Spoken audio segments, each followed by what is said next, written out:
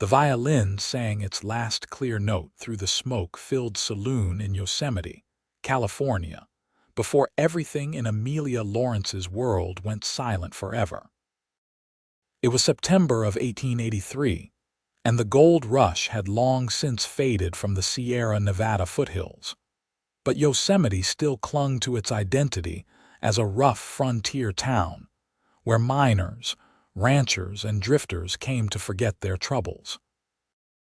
Amelia had been playing her violin at the Golden Nugget Saloon for 3 years, ever since she turned 18 and needed to support herself after her parents died of cholera. Her music was the one beautiful thing in a town that knew mostly hardship and dust. That night started like any other. She stood on the small wooden stage, her dark auburn hair pinned up in a simple bun, her green eyes closed as she drew the bow across the strings. The saloon was packed with rowdy patrons, and the air was thick with cigar smoke and the smell of whiskey. She was midway through a melancholy Irish ballad when she noticed a strange ringing in her ears, different from the usual buzz of the crowd. The ringing grew louder, drowning out even her own playing. Amelia stopped mid-note, pressing her hand to her ear. The saloon owner, a portly man named Gerald, looked up from behind the bar with concern. She tried to continue playing, but the ringing intensified until it felt like someone was driving nails into her skull. Then, as suddenly as it had started, everything stopped. The ringing, the noise of the crowd, the clink of glasses, everything. Complete and total silence. Amelia could see Gerald's mouth moving, see the patrons turning to stare at her, but she heard nothing. Not a single sound. Panic seized her chest as she dropped her violin, her hands flying to her ears. She could feel her heart pounding, could feel the vibrations of her own breathing, but the world had gone utterly, terrifyingly quiet. Gerald rushed to her side and she could see he was speaking, but his words were lost to her.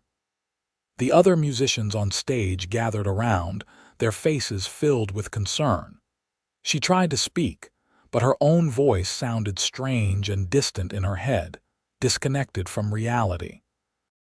Dr. Harrison was summoned from his home above the general store. He examined her ears, shining a light into them, asking questions she could only answer by reading his lips, which she struggled to do. After a thorough examination, he wrote on a piece of paper, "Sudden sensorineural hearing loss, sometimes caused by illness, injury, or unknown factors, may be temporary or permanent."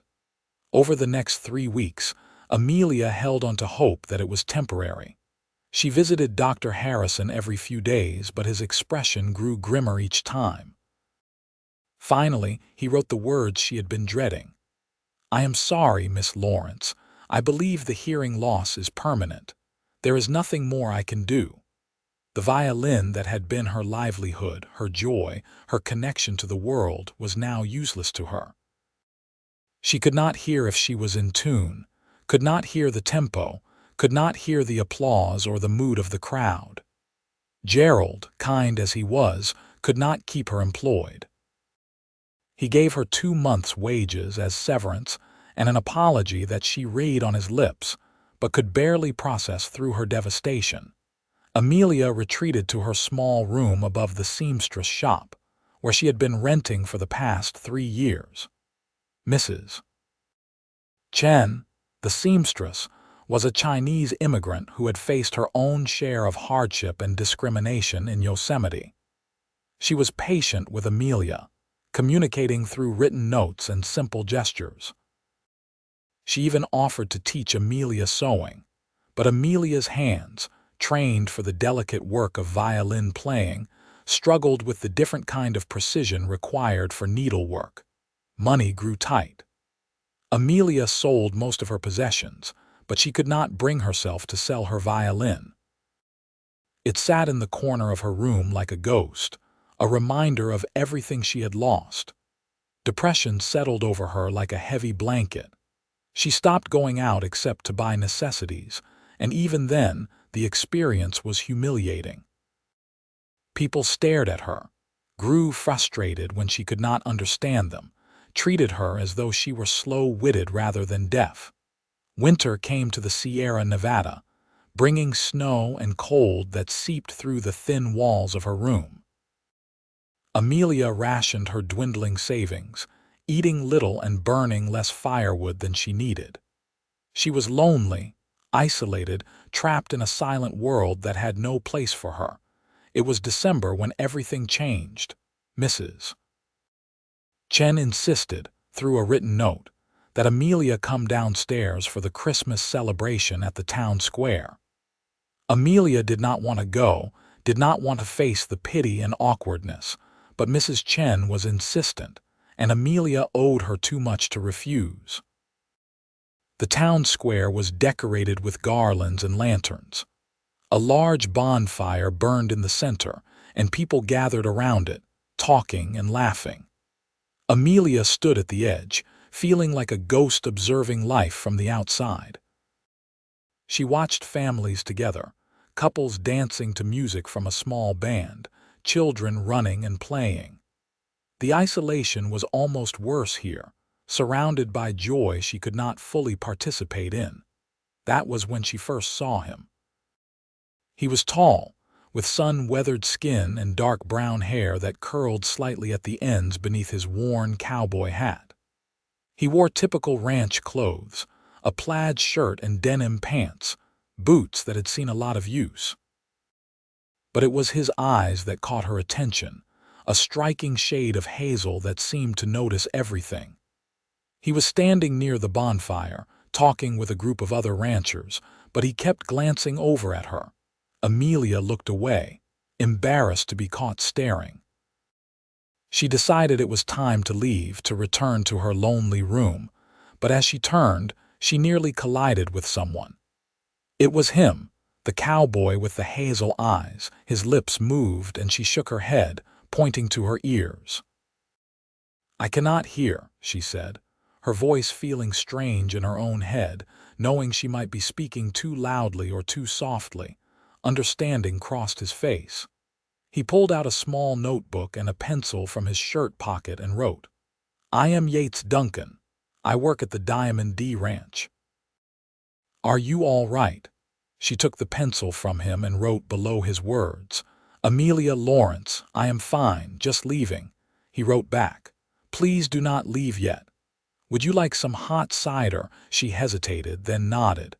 He gestured for her to follow him to the table where drinks were being served. He got 2 cups of steaming cider and handed one to her. The warmth felt good in her cold hands. Yates wrote, "I have seen you before. You used to play violin at the Golden Nugget. You were very talented." A lump formed in Amelia's throat. She wrote, "Thank you. I cannot play anymore since I lost my hearing 3 months ago." His expression softened with genuine sympathy, not pity. He wrote, "That must be incredibly difficult. I am sorry." They stood there by the fire, passing the notebook back and forth. Yates told her about his work at the ranch, how he had been a cowboy for the past 6 years, since he was 19. He had come to California from Texas, looking for better opportunities and adventure. He wrote about the horses he trained, the cattle drives, the simple but satisfying life of working the land. Amelia found herself relaxing in his presence. He did not treat her as broken or deficient. He was patient with their written conversation, and his eyes were kind. She told him about her music, about her parents, about how lost she felt in this silent world. As the night grew later and colder, Yates walked her back to the seamstress shop. Before they parted, he wrote, "May I call on you again? I would like to continue our conversation." Amelia's heart fluttered in a way it had not since before she lost her hearing. She nodded, and he smiled, a genuine, warm smile that made his eyes crinkle at the corners. Over the following weeks, Yates visited regularly. He would stop by after his work at the ranch, smelling of horses and leather and open air. They would sit in the small parlor of the seamstress shop, Mrs. Chen chaperoning with a knowing smile, and pass the notebook back and forth for hours. Yates was endlessly patient. He started learning to communicate with her beyond just writing. He would use gestures, expressions, and slowly, Amelia began to read lips more effectively with his help. He exaggerated his mouth movements at first, helping her understand which shapes meant which words. One evening in late January, Yates wrote something different. "I have been thinking.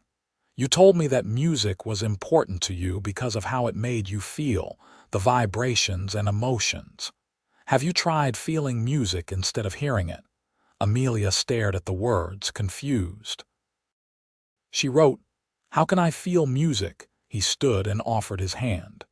"Trust me," he mouthed clearly. She took his hand and he led her to the center of the room. Mrs. Chen had gone upstairs, giving them a rare moment of semi-privacy. Yates positioned Amelia so her hand was flat against his chest, over his heart. Then he began to hum. She could not hear it, but she could feel it. The vibrations traveled from his chest through her palm. Her eyes widened in surprise. He smiled and kept humming. A simple melody she did not recognize but could feel in a completely new way. Tears sprang to Amelia's eyes. It was not the same as hearing, but it was something. It was a connection to music, to him, to something beyond the silence. When he stopped, she kept her hand on his chest, feeling his heartbeat, steady and strong. He covered her hand with his own, and they stood there, connected by touch and something deeper. That night marked a turning point. Yates became determined to help Amelia reconnect with music in whatever way possible. He brought a small drum to their next visit and placed her hand on it while he beat out rhythms. She could feel the vibrations, could sense the patterns. It was crude compared to the complex melodies she used to play, but it was something. He also began teaching her to dance in a new way. "You do not need to hear the music," he wrote. "Feel my movements. Let your body remember the rhythms." In Mrs. Chen's parlor, with no music playing that Amelia could hear, Yates would hold her and move through the steps of simple dances. At first, she stumbled constantly, unable to find the rhythm, feeling foolish and frustrated. But Yates never gave up. He would start each dance by tapping out the rhythm on her shoulder, letting her feel the beat before they began. Slowly, week by week, Amelia began to understand. She learned to feel the shift of his weight, the tension in his arms guiding her, the way his body telegraphed the next move before it happened. Dancing became a conversation without words or sounds, just two bodies moving together. February brought rain to Yosemite, turning the streets to mud. Yates arrived one evening drenched, having ridden through a downpour to see her. Amelia scolded him silently, bringing towels to dry him off. He just grinned and wrote, "Worth it to see you." That evening, as they sat close together on the settee, Amelia realized she had fallen in love with him. It had happened gradually, like the slow change of seasons. He had entered her life when she was at her lowest point and had shown her that her world, though silent, was not empty. He had given her back a piece of herself she thought was lost forever. But did he feel the same way? He was kind to her, attentive, devoted even. But was it love or just compassion for someone less fortunate? As if sensing her thoughts, Yates wrote in the notebook, "Amelia, there is something I need to tell you." Her heart raced as she read the words. He continued writing, "I have come to care for you deeply, more than I have cared for anyone. You are strong and talented and beautiful. Your hearing loss does not define you or diminish you in any way. Would you allow me to court you properly with the intention of marriage?" Amelia's hands shook as she took the pencil. She wrote, "Yes, I have fallen in love with you, Yates Duncan." He cupped her face in his hands and kissed her, tender and sweet. It was her first kiss, and though she could not hear her own sigh or his whispered words against her lips, she felt everything. The warmth of his mouth, the gentle strength of his hands, the way her heart seemed to expand in her chest. From that night on, they were officially courting. Yates spoke to Mrs. Chen, who gave her blessing with enthusiasm. He brought Amelia small gifts, wildflowers when they bloomed in early spring, a new set of hair combs, a warm shawl. But the most important gift he gave her was continued effort to help her experience music again. In March, he took her to the town's spring dance. Amelia was terrified, remembering how isolated she had felt at the Christmas celebration. But Yates held her hand firmly and led her to the dance floor. The band was playing, couples were swirling around them, but Amelia could hear none of it.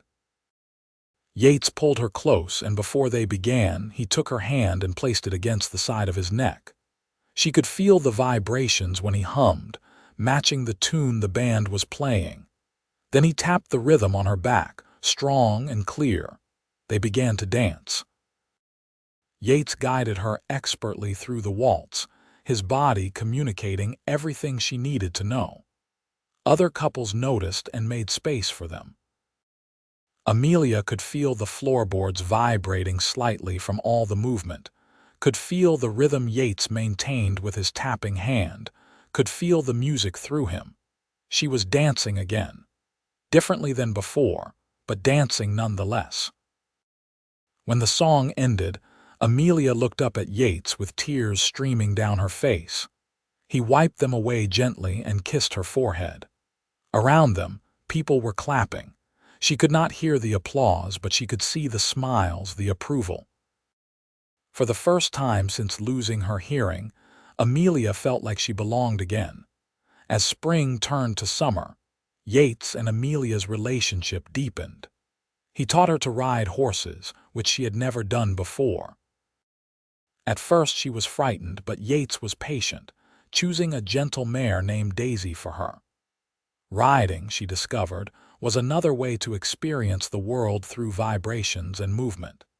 She could feel Daisy's muscles working beneath her, the rhythm of the horse's gait, the wind rushing past. Yates took her on rides through the beautiful Sierra Nevada foothills. They would pack lunches and spend entire Sundays exploring. Without the ability to hear, Amelia found her other senses had sharpened. She noticed details in nature she might have missed before. The exact colors of wildflowers, the patterns of light through leaves, the feel of different textures, bark and stone and grass. One Sunday in June, Yates brought her to a meadow filled with lupines and poppies. They sat on a blanket, eating the lunch she had packed. The sun was warm and bees drifted lazily from flower to flower. Yates pulled out the notebook and wrote, "I spoke to my boss at the Diamond D Ranch. He's getting older and wants to retire. He has offered to sell me a portion of the ranch, enough land to start my own herd. I have been saving money for years and I have enough for a down payment." Amelia felt excitement for him. She wrote, "That is wonderful, Yates. Your own ranch," he wrote. "I want to build a house on the land.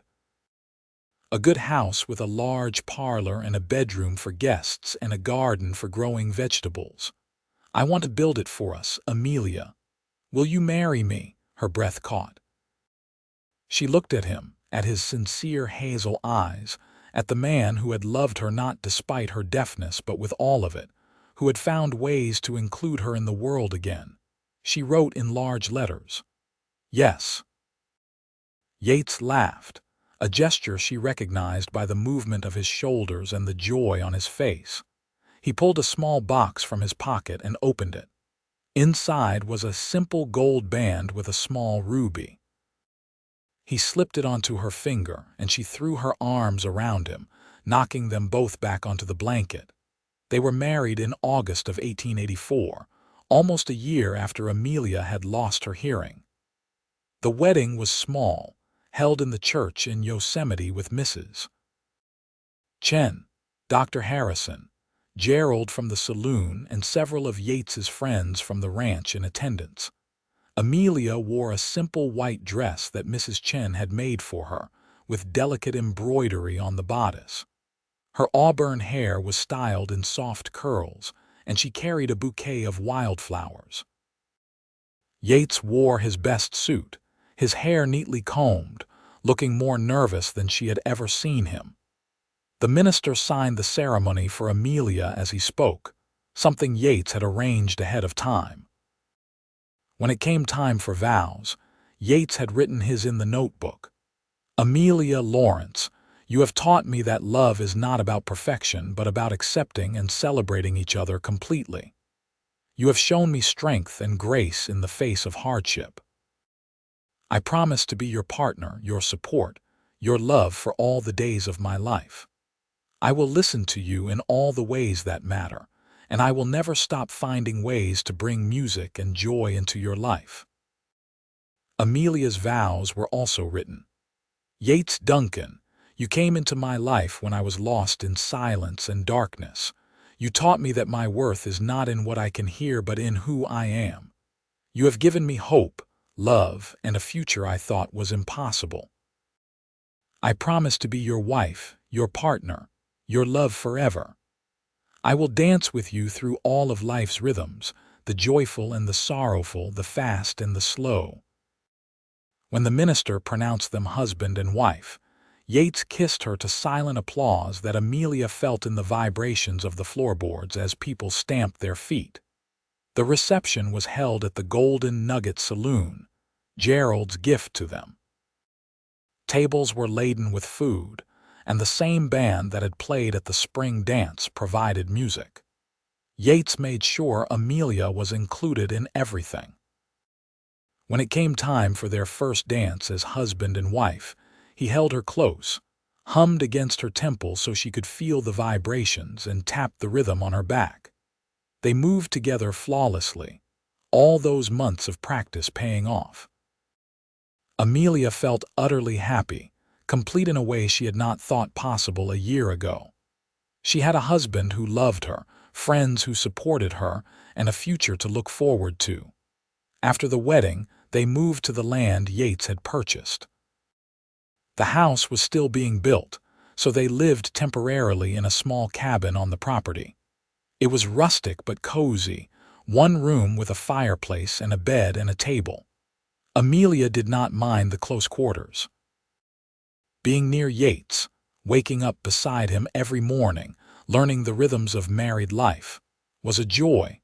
Yates worked hard during the day, building the new house with help from hired workers and managing the growing cattle herd. Amelia established a garden, learning to grow vegetables and herbs. She also started experimenting with something new. She set up her violin in the cabin and began trying to play again. It was frustrating at first. She could not hear if she was in tune, could not hear the quality of the notes. But she could feel the vibrations of the instrument against her chin and chest. She practiced scales by muscle memory, feeling for the right positions even if she could not hear the results. Yates would come home in the evenings and find her practicing. He learned to tell her if she was in tune by giving her thumbs up or down. Together, they developed a system.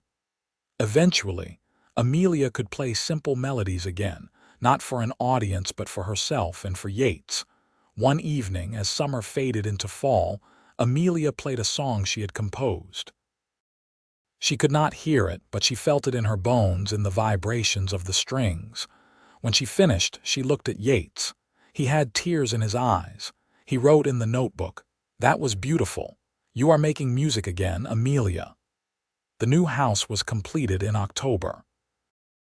It was everything Yates had promised. A large parlor with windows facing east to catch the morning sun, a separate bedroom, a kitchen with a good stove, and even a small room that Yates said was for Amelia's music. They moved in on a crisp autumn day, carrying their few possessions from the cabin to the house. That night, they lay in their new bed, and Yates held Amelia close. She could feel his heartbeat, steady and strong, a rhythm she had come to know as well as her own. He traced words on her back with his finger, a new form of communication they had developed. "I love you," she traced back. "I love you too." Their life settled into a comfortable pattern. The ranch prospered. Yates proved to be an excellent cattleman and his herd grew. He hired 2 workers, young men from town who needed employment. Amelia took on the role of managing the household, the garden, and the chickens they had acquired. She also started teaching music to children in Yosemite. It began when Mrs. Chen asked if Amelia would teach her daughter, Lynn, to play violin. Amelia was hesitant, unsure how she could teach without hearing. But she tried and discovered that her knowledge of music theory and technique did not require hearing. She could watch Lynn's finger positions, could feel the vibrations of the instrument to check tuning, and could teach rhythm through written notation and physical demonstration. Lynn progressed well, and soon other parents asked Amelia to teach their children. She found purpose in this new role, passing on the gift of music even though she herself could no longer hear it. The children were patient with her, learning to communicate clearly and face her when they spoke so she could read their lips. Winter came again, their second since Amelia had lost her hearing. This winter was different from the last. Instead of lonely isolation, Amelia was warm and loved in her home with Yates. They spent evenings by the fireplace, Yates reading aloud from books while Amelia tried to follow along by reading his lips, though it was challenging in the flickering firelight. They also continued to dance. At least once a week, Yates would move the furniture in the parlor to create space, and they would dance together without music, or rather, with music only they could feel. It became a sacred ritual for them, a reminder of how they had overcome obstacles together. In February of 1885, Amelia realized she was pregnant. She had missed her monthly courses and had been feeling queasy in the mornings. Dr. Harrison confirmed it with an examination. Amelia was both thrilled and terrified. She worried about how she would care for a baby when she could not hear its cries. When she told Yates, his face lit up with pure joy. He picked her up and spun her around, then immediately set her down gently, looking worried that he had been too rough. She laughed at his expression and pulled him close. That evening he wrote in the notebook, "You will be an amazing mother. We will figure everything out together just like we always have." The pregnancy progressed smoothly. Amelia continued her activities through the spring and early summer, teaching music and tending her garden, though she grew more tired as the months went on. Yates became even more protective and attentive, hiring a woman from town, Mrs. Potter, to help with the heavier household tasks. Amelia and Yates worked together to prepare for the baby. They converted the small music room into a nursery, painting it a cheerful yellow. Amelia sewed baby clothes and blankets, finding that her sewing skills had improved with practice. Mrs. Chen helped, contributing beautiful embroidered items. One concern Amelia had was that she would not hear the baby cry. Yates solved this problem with typical ingenuity. He rigged up a system where the baby's cradle was attached to a cord that ran to their bedroom. If the baby cried and moved around, it would pull on the cord, which would ring a bell attached to a board suspended above their bed. The bell's vibrations would shake the board, which would wake them up. He tested it for her, pulling the cord while she had her hand on the board. She felt the vibrations clearly. It was not perfect, but it would work. Their son was born in September of 1885, 2 years after Amelia had lost her hearing. The labor was long and difficult, but Dr. Harrison and Mrs. Potter helped Amelia through it. When the baby finally arrived, healthy and squalling, they placed him on Amelia's chest. She could not hear his cries, but she could feel his tiny body, warm and solid and real. She could feel the vibrations of his cries against her skin. She counted his fingers and toes, marveled at his tiny features, and fell instantly in love. Yates came in after the doctor, and Mrs. Potter had cleaned up and given Amelia privacy to nurse the baby. His face was a mixture of awe and overwhelming emotion as he looked at his wife and son. He knelt beside the bed and gently touched the baby's head, covered in fine dark hair. They had already chosen names. For a boy, Nathaniel Duncan. For a girl, Clara Duncan. Little Nathaniel was perfect, and Amelia felt her heart was so full it might burst. The first few months with a newborn were exhausting for any parent, but Amelia faced additional challenges. Yates's bell system worked well at night, and during the day, Amelia learned to watch Nathaniel constantly, looking for visual cues that he needed something. Babies, she discovered, communicated in many ways beyond crying. Nathaniel's face would scrunch up before he cried, his body would tense, his mouth would root when he was hungry. Yates was a devoted father, helping with every aspect of Nathaniel's care. On the nights when Amelia was particularly exhausted, he would stay awake and watch the baby, letting her sleep.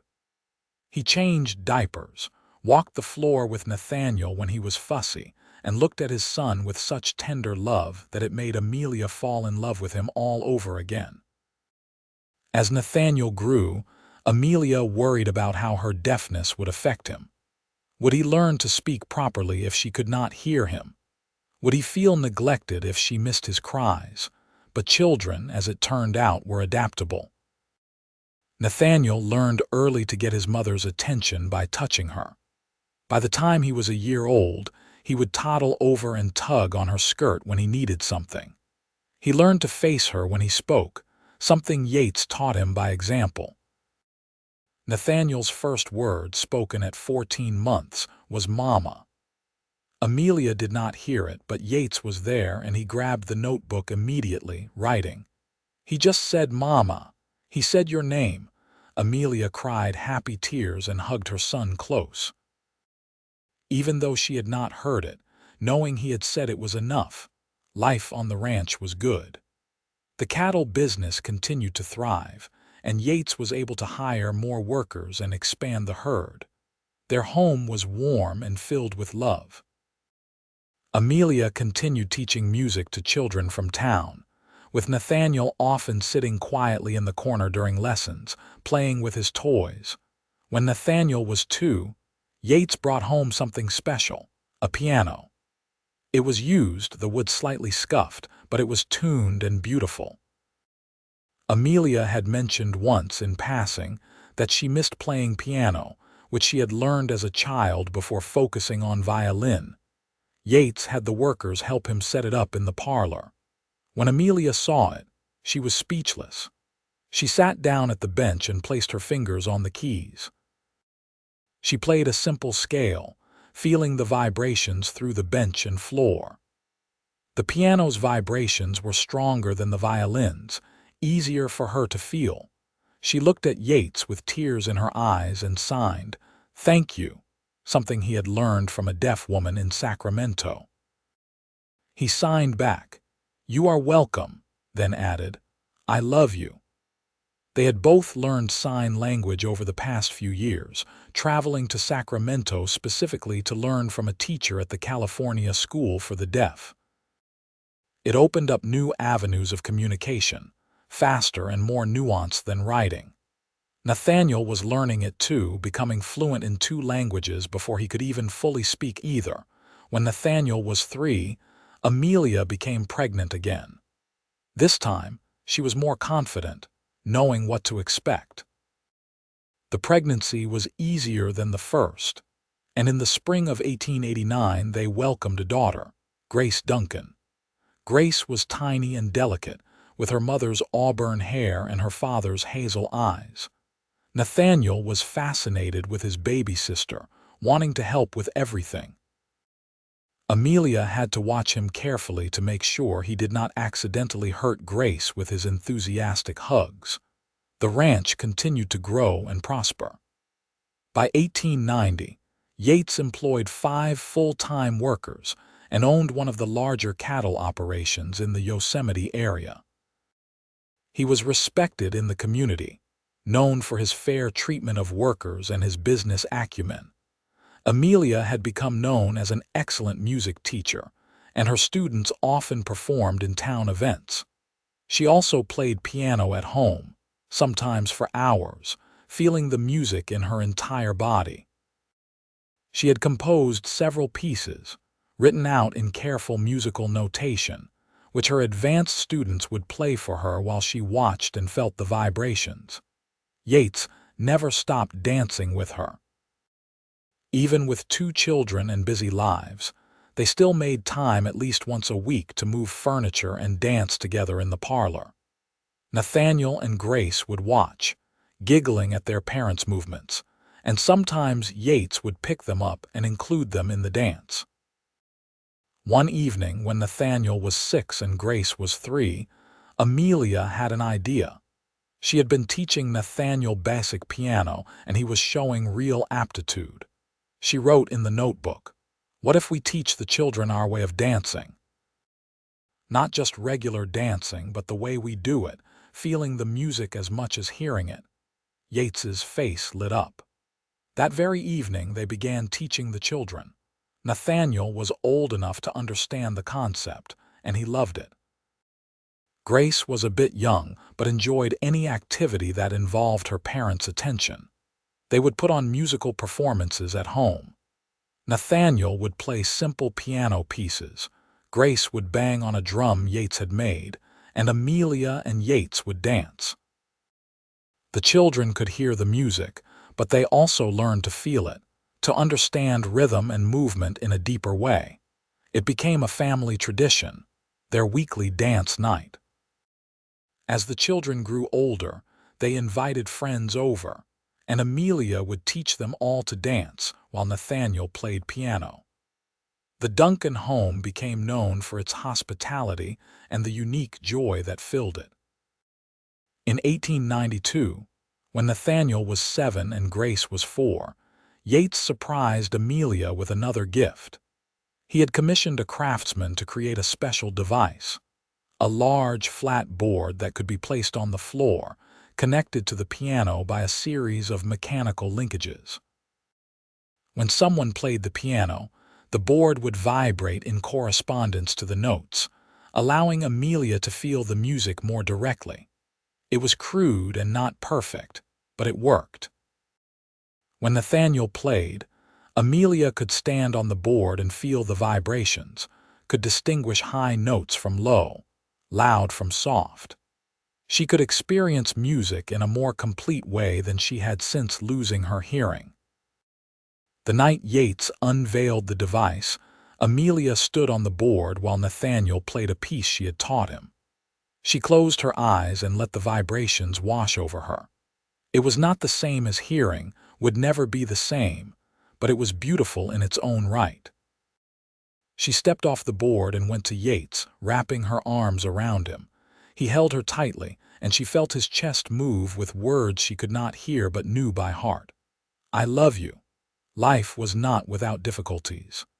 In 1893, a drought hit California and the ranch struggled.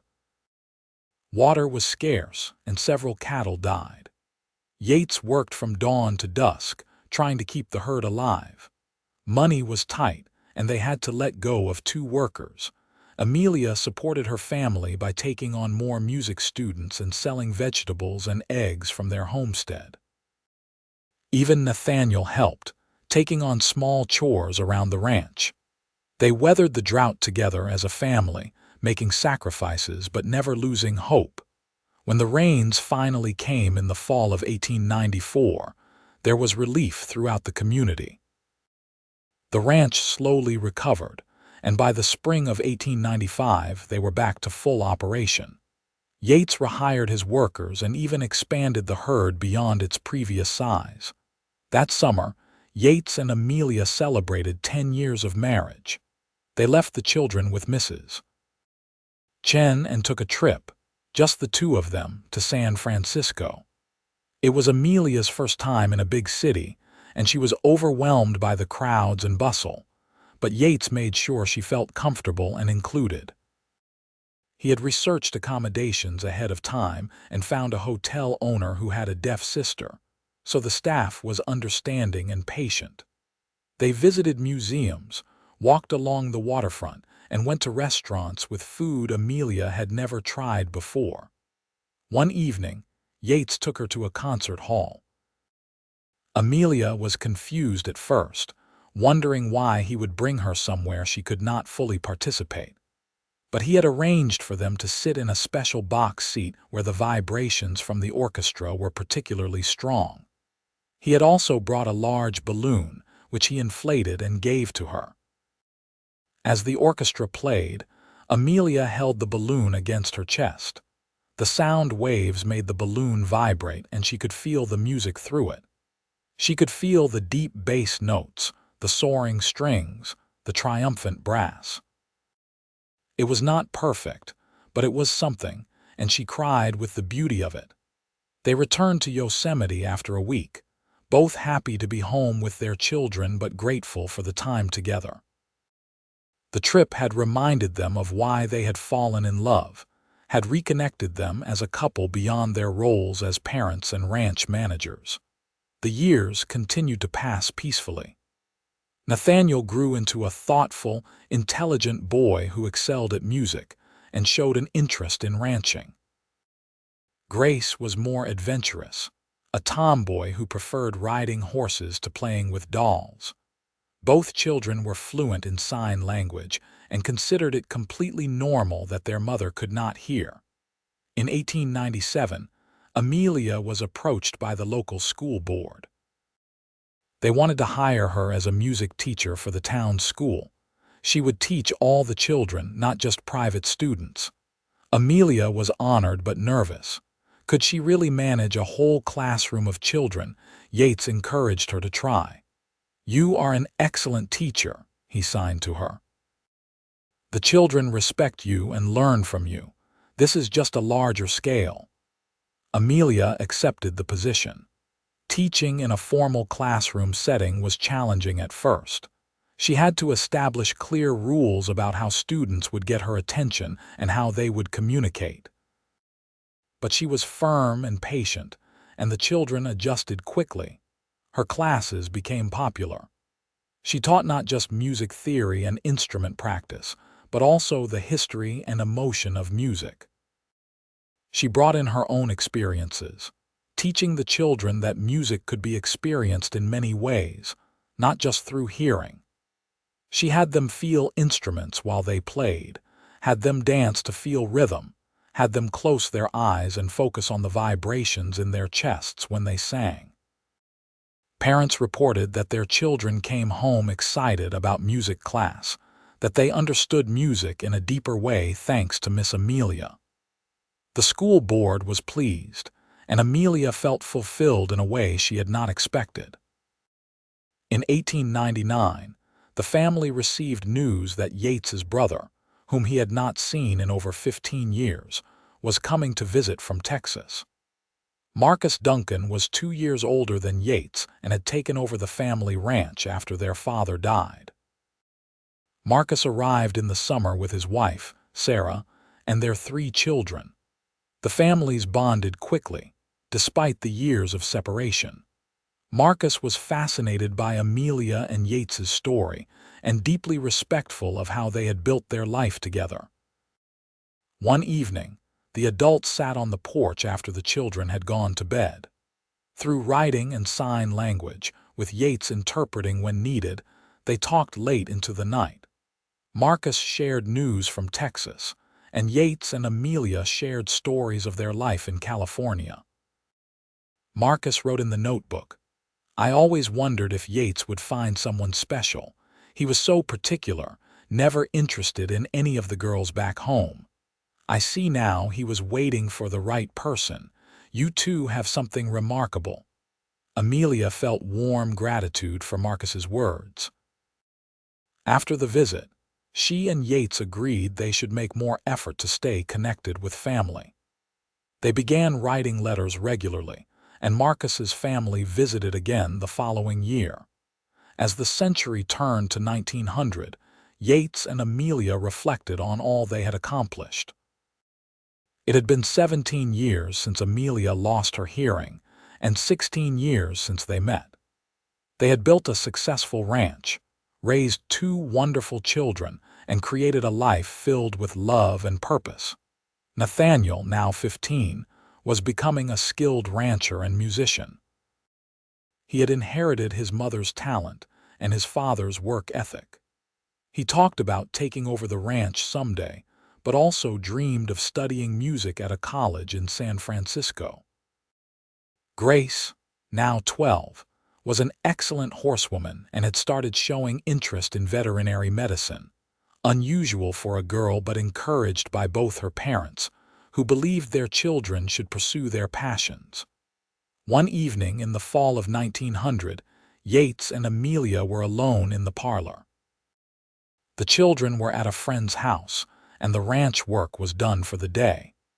Yates pulled Amelia into a dance, even though there was no music playing that he could hear either.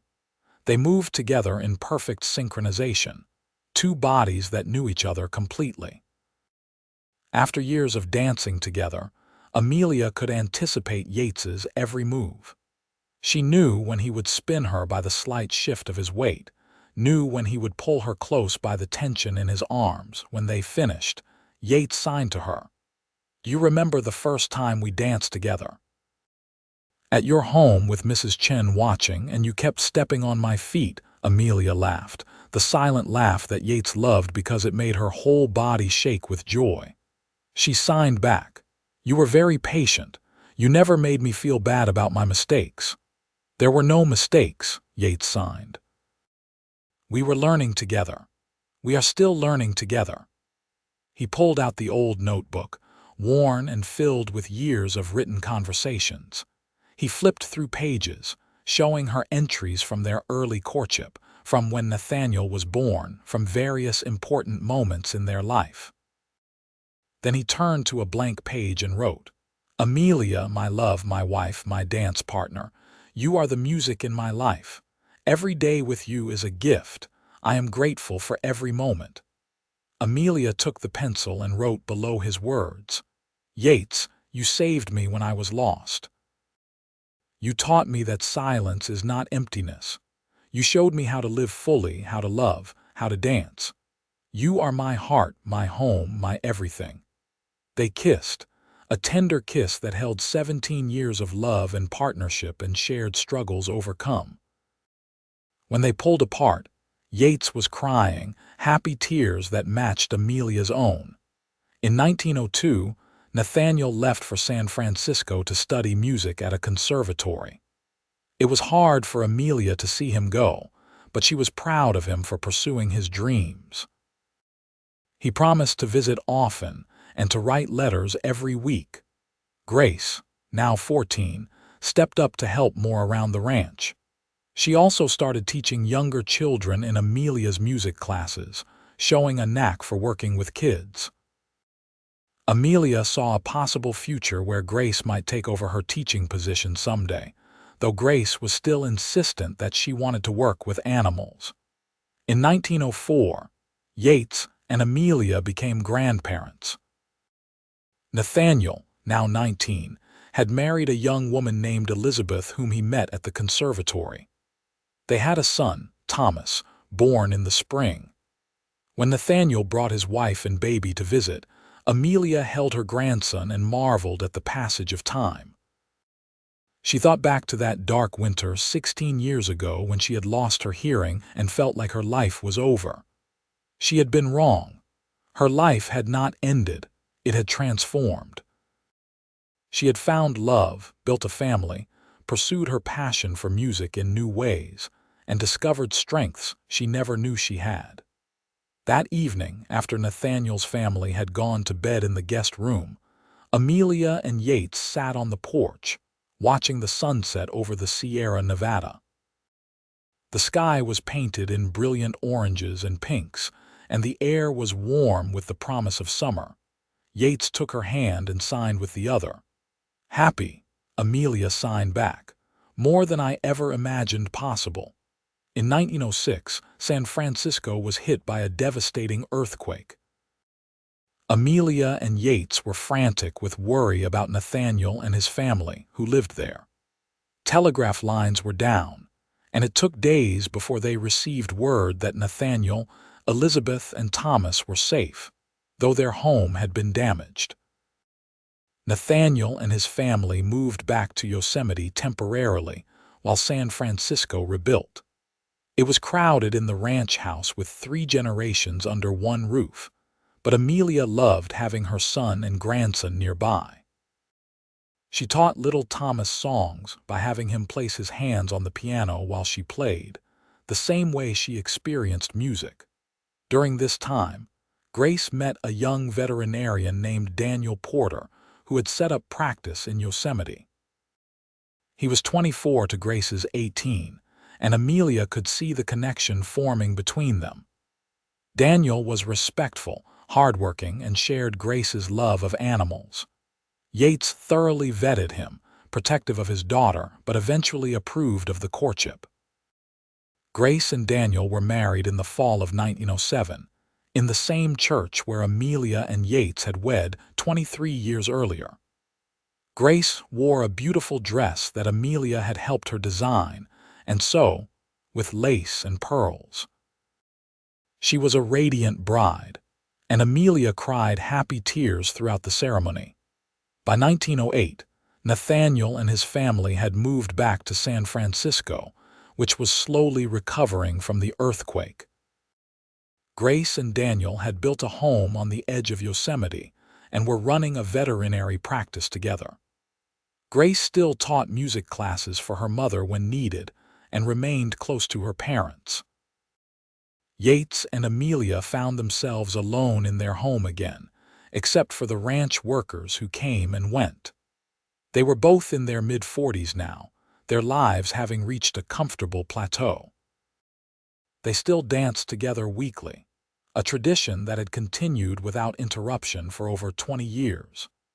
They still communicated through a combination of sign language, writing, and the unspoken understanding that comes from decades of partnership. One spring morning in 1909, Amelia woke to find Yates watching her sleep. "What?" she signed, smiling. "Just thinking about how lucky I am," he signed back. "How different my life would be if I had not gone to that Christmas celebration in 1883 and seen you standing by the fire." "You would have met someone else," Amelia signed. "Married, had children." "No," Yates signed emphatically. "There is no one else like you. There never could be. You are the only one I could ever love this much." Amelia felt tears prick her eyes. After all these years, he could still make her heart flutter with his words. In 1910, Amelia was approached by a journalist from Sacramento who had heard about her story. He wanted to write an article about the deaf music teacher who had never given up on music, about the devoted husband who had learned to help her experience it in new ways. Amelia was hesitant about publicity, but Yates encouraged her. "Your story could help others," he signed. "Other people who have lost their hearing and feel like their lives are over. You could show them that is not true." The article was published in several California newspapers in the summer of 1910. It told the story of Amelia's sudden hearing loss, her despair, Yates's courtship and devotion, their innovative methods of experiencing music, and their successful life together. The response was overwhelming. Amelia received dozens of letters from deaf people across California and beyond, thanking her for sharing her story, asking for advice, sharing their own experiences. She answered every letter personally, offering encouragement and practical suggestions. Some letters came from families with deaf children, asking how to help them learn music. Amelia wrote back with detailed instructions on her methods, emphasizing that music was about more than sound, about vibration and rhythm and emotion. One letter particularly touched her.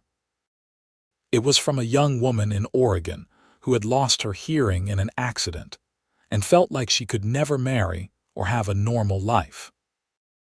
Amelia wrote back a long letter, telling her that hearing loss did not define her worth, that she could have love and happiness and purpose, that she should not give up on her dreams. In 1912, Amelia and Yates celebrated their 28th wedding anniversary. They had a large party at the ranch with both their children and families, Mrs. Chen and her family, friends from town, and ranch workers past and present. Nathaniel, now 27, performed a piano concert in honor of his parents. He played pieces his mother had taught him as a child, pieces she had composed, and a new piece he had written himself dedicated to Amelia and Yates. Amelia stood on the special vibration board while her son played, feeling the music through her feet and body. Tears streamed down her face as she experienced her son's love and talent expressed through music. After the performance, Yates led Amelia in a dance while Nathaniel continued to play. Soon, others joined them on the makeshift dance floor in the barn. Grace and Daniel, Nathaniel and Elizabeth, Mrs. Chen and her husband, friends and neighbors, all dancing together. Amelia looked around at all the people who had been part of her journey, who had supported her and loved her. She thought about how far she had come from that desperate, isolated young woman in a tiny room above the seamstress shop. She had lost her hearing, yes, but she had gained so much more. A devoted husband, beautiful children, grandchildren, a career she loved, friendships, purpose, and joy. Her life was rich and full despite the silence. That night, after all the guests had gone home or gone to bed, Amelia and Yates sat on their porch watching the stars. Yates took her hand and signed. "Do you have any regrets?" Amelia thought about the question carefully, then signed back. "No. I wish I had not lost my hearing, but I do not regret how my life turned out. I would not change anything because it all led me to you, to our family, to this life. Every struggle was worth it." Yates kissed her hand and signed. "I feel the same way. Meeting you was the best thing that ever happened to me." In 1914, Grace gave birth to twins, a boy and a girl, Samuel and Rose. Amelia was delighted to have more grandchildren, and she loved watching Grace balance motherhood with her veterinary work and music teaching. That same year, war broke out in Europe, though America had not yet joined. The news was distant and did not directly affect their lives in Yosemite, but Yates followed the developments closely, worried about what the future might hold. By 1915, Yates and Amelia were both 50. Yates's hair had gone gray at the temples, and Amelia had laugh lines around her eyes and a few silver strands in her auburn hair. But they were healthy and active, still running the ranch efficiently. They had also become something of local legends. The story of the cowboy and the deaf musician had spread throughout the region, and visitors sometimes came to the ranch hoping to meet them. Amelia found it strange to be well known for something she had never sought, but she tried to be gracious to curious visitors. One day, a group of deaf students from the California School for the Deaf came to visit on a field trip. Amelia and Yates gave them a tour of the ranch and demonstrated their methods of experiencing music. The students were fascinated, especially when Amelia played piano and explained how she felt the vibrations. The teacher of the group signed to Amelia, "You are an inspiration to these children. Many of them think they can never have normal lives, never marry, never have careers. You show them that is not true." Amelia signed back, "I am not special. I just did not give up, and I had people who supported me. Every deaf person can build a good life if given the chance and support." The visit from the deaf students reminded Amelia of her own journey and reinforced her commitment to advocacy. She began corresponding regularly with the California School for the Deaf, offering advice and support. In 1916, Grace and Daniel asked if they could build an extension onto the ranch house. Their family was growing, and they wanted to be closer to help manage the ranch as Yates and Amelia got older. Yates and Amelia agreed enthusiastically. The extension was built that summer, adding several rooms to the house and creating a compound where 3 generations of Duncans lived together. Samuel and Rose, now 2 years old, brought new energy and joy to the household. Amelia loved having her grandchildren nearby. She taught them songs through vibration and movement, the same way she had taught their mother. Even at 2 years old, they were learning to sign and to communicate clearly with their deaf grandmother. In 1917, America entered the Great War. Nathaniel, now 32, was too old for the draft and had a family to support, so he was not called to service. But many young men from Yosemite went to fight, including 2 of the ranch workers. The war years were difficult. There were shortages of goods, worry about loved ones overseas, and a general atmosphere of uncertainty. But the Duncan family pulled together, supporting each other and their community. Amelia organized benefit concerts at the school, with her students performing to raise money for war relief.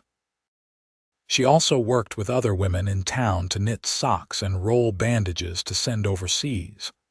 When the war finally ended in 1918, there was relief, but also grief for the men who had not come home. One of the ranch workers, a young man named Peter who had worked for them for 3 years before enlisting, was killed in France. Amelia and Yates attended his memorial service, mourning the waste of young life. The 1920s brought a new era of prosperity. The ranch had weathered the war years well, and demand for beef was high.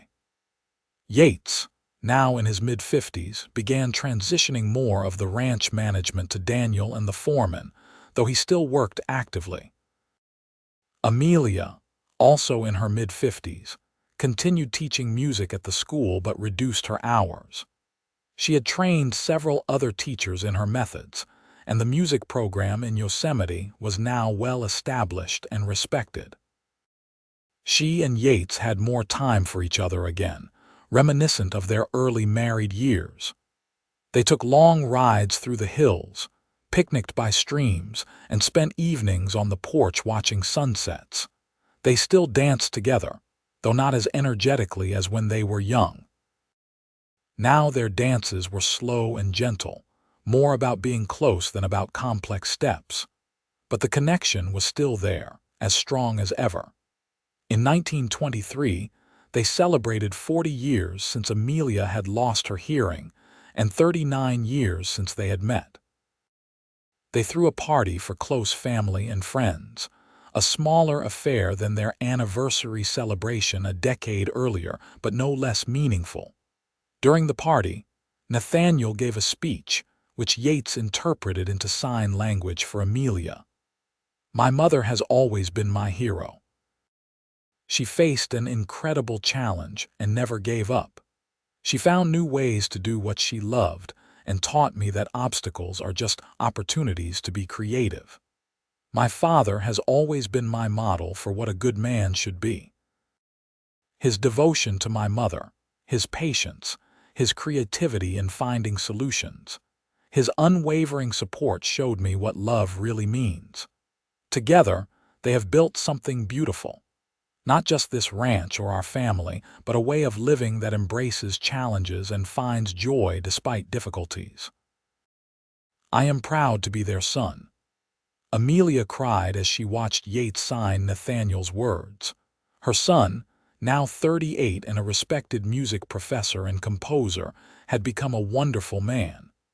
Grace, now 34 and a successful veterinarian and mother, was equally accomplished. Their grandchildren were growing up healthy and happy. All of this had seemed impossible 40 years ago when she stood on that stage, the ringing in her ears drowning out everything else. But here she was, surrounded by love and legacy. In 1925, Yates turned 60. He was still in good health, but had fully handed over the ranch operations to Daniel and the foremen. He spent his days helping where needed but mostly enjoying his grandchildren and his wife. Amelia had officially retired from teaching, though former students often visited to show her their progress or ask for advice. She spent her time gardening, composing music that Nathaniel would play for her when he visited, and enjoying the peaceful life she and Yates had built. One evening, they were sitting on the porch, as they had done thousands of times over the decades. The sun was setting, painting the sky in brilliant colors. Yates took Amelia's hand and signed, "I have been thinking about our life together. If I could go back and change anything, I would not. Every moment, every challenge, every joy has been perfect because we faced it together." Amelia signed back, "Do you remember the first time you asked me to dance? I was so afraid I would fail, that I would step on your feet and make a fool of myself." "You did step on my feet," Yates signed with a smile. "Many times, but I never cared. I just wanted to be close to you to show you that you were not alone." "You succeeded," Amelia signed. "I have never felt alone since that day. You have been my constant, my rock, my love." They sat in comfortable silence, hands clasped, watching the day end. After 4 decades together, they did not need words or signs to communicate. They understood each other completely, two souls perfectly in tune. In 1928, Grace gave birth to another son, David. At 40, she had not expected another child, but he was healthy and welcomed enthusiastically by the family. Amelia, now 63, was delighted to have another grandchild. She reflected on how much the world had changed since she was young. Automobiles were common now. Electricity had come to Yosemite. There were telephones and radios. The Wild West of her youth had been tamed, transformed into something more modern. But some things had not changed. Love, family, the importance of perseverance and kindness, these were timeless. The lessons she and Yates had learned in their life together were as relevant now as they had been 45 years ago. As the 1930s began, Amelia and Yates were in their mid-60s, enjoying their golden years. The Great Depression had hit the nation, and times were hard for many, but the ranch was stable, and the family weathered the economic storm better than most. Amelia thought often about her journey. She had lost her hearing at 21 and had thought her life was over, but she had been wrong. Her real life had just been beginning. She had found love with a man who saw her completely and loved her not despite her deafness but with all of her. She had found new ways to experience music and had passed that knowledge on to countless students. She had raised 2 children who were now accomplished adults. She had grandchildren who loved her and saw her deafness as just one part of who she was, not her defining characteristic. Most importantly, she had learned that she was strong, capable, and worthy of love and happiness. Her value was not determined by what she could or could not hear, but by who she was as a person. One afternoon in the spring of 1933, Amelia was playing piano while Yates sat nearby, reading. Their grandchildren were playing outside, and she could feel the vibrations of their running feet through the floorboards. Grace was in the kitchen preparing dinner, and Daniel would be home soon from his veterinary calls. This was her life. Simple, quiet, full of love. She finished the piece she was playing, a composition of her own that she had been working on for months. She looked over at Yates, who had put down his book to watch her play. "What do you think?" she signed. "Beautiful," he signed back. "As beautiful as the woman who wrote it." Even after nearly 50 years together, he could still make her blush. That evening, the whole family gathered for dinner, as they did most nights. The table was crowded with three generations: Yates and Amelia, Grace and Daniel, and their four children ranging from 19-year-old Samuel to 5-year-old David. Nathaniel and his family were visiting from San Francisco, adding three more to the group. The conversation flowed around Amelia, a mixture of spoken words and signs. Her grandchildren were all fluent signers, and her children naturally switched between speaking and signing to include her. It was seamless, normal, the way their family had always communicated. After dinner, someone suggested dancing. The furniture was moved and Nathaniel sat down at the piano. He played a waltz and Yates stood, offering his hand to Amelia with a small bow. She took his hand and they moved onto the floor. Despite their age, they still moved together gracefully, bodies remembering decades of practice. Their children and grandchildren watched with smiles, then joined them. Amelia danced with her husband, feeling the music through the floorboards and through his body. She looked around at her family, at the legacy she and Yates had created together. Her heart was full to bursting. This was what mattered: love, family, perseverance, joy found despite challenges. This was the life she had built from the ashes of despair, with the help of a cowboy who had learned to feel the vibrations and dance with her anyway. When the dance ended, Yates pulled her close and kissed her forehead. Then he signed, as he had signed thousands of times over the years. "I love you." She signed back, "I love you too, always." As the years continued to pass, Amelia and Yates grew older together, their love never diminishing. They watched their grandchildren grow up, graduate from school, get married, and start families of their own. Great-grandchildren arrived, adding another generation to the Duncan legacy. Yates passed away peacefully in his sleep in 1940 at the age of 75. He had lived a full, rich life and had been healthy and active until the very end. Amelia grieved deeply, feeling as though a part of her own soul had been torn away. They had been married for 56 years, and she had never spent a day of that time without feeling completely loved. But even in her grief, Amelia was not alone. Grace and Daniel were there, as were all her grandchildren and great-grandchildren. They surrounded her with love and support, helping her through the darkest days. Nathaniel came from San Francisco and stayed for several weeks.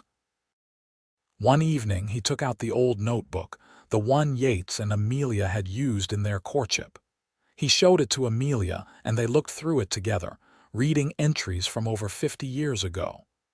"He loved you so much," Nathaniel signed to his mother. "That never changed, not for a single day." "I know," Amelia signed back, "and I loved him just as much. I still do." Amelia lived for another 8 years after Yates's death. She spent those years surrounded by family, teaching her great-grandchildren songs through vibration, playing piano, and sharing stories of her life with Yates. She never stopped dancing. Grace, or one of the grandchildren, would be her partner, moving through the steps Yates had taught her so long ago.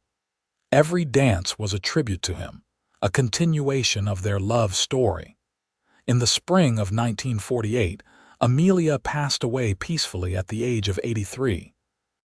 She died in her sleep in the house Yates had built for her 64 years earlier, surrounded by family who loved her. At her funeral, Nathaniel played piano, performing the pieces his mother had composed. Her students, some now in their 60s and 70s, came to pay their respects to the teacher who had shown them that music was about more than sound. The pastor told the story of Amelia and Yates, of the musician who lost her hearing and the cowboy who learned to feel the vibrations and dance with her anyway. He spoke of love that overcame obstacles, of perseverance in the face of hardship, of a life well lived. Amelia was buried next to Yates on a hill overlooking the ranch, under the wide California sky. The epitaph on her gravestone read, She danced through life with grace and love. The Duncan Ranch continued to thrive under the management of Grace's children and grandchildren. The music program Amelia had started in Yosemite continued, her methods still being used to teach deaf students that music could be experienced in many ways. Years later, great-great-grandchildren would ask about the woman in the old photographs, the one with the kind smile and the violin. And they would be told the story of Amelia Lawrence Duncan, who lost her hearing but never lost her music, who found love with a cowboy named Yates who learned to dance with her in silence, who built a beautiful life despite incredible challenges.